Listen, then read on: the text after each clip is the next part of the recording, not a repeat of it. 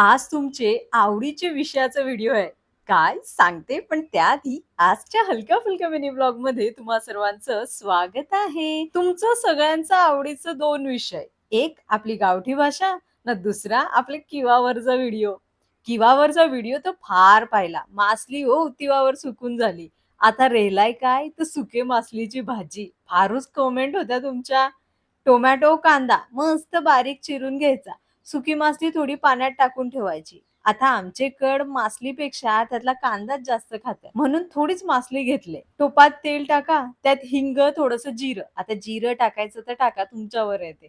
त्यानंतर लसणाची पेस्ट आणि मग कांदा आणि टोमॅटो मस्त परतून घ्यायचं. कांदा शिजला का आपला मसाला, हळद, मीठ ज्या काय असेल त्या मिक्स करायचा.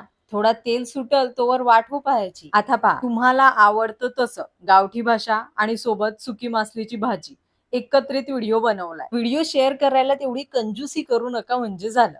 जास्तीत जास्त शेअर करा हो. फॉलोअर्स आपले पण वाढले पाहिजेत ना. चला, तेल सुटायला लागलाय. मग आता काय, आपली मासली टाकायची. ना त्यावर या कोकम आगळ. आता तुमच्याकडे कोकम आगळ नसेल तर नुसता कोकम, नाहीतर मग चिंच निही टाकला तरी पण चालतं. मग टोमॅटो थोडा जास्ती टाकायचा आणि बस 5-7 मिनिटात भाजी रेडी. हवा तेवढा रस्सा तुमच्या हिशोबाने तुम्ही काढायचा. एवढी सोपी रेसिपी. आता काय, रेसिपी करायला कठीण नाही, पण सुकी मासली तर भेटायला पाहिजेत का नाही. चला, आजसाठी एवढंच. बाय.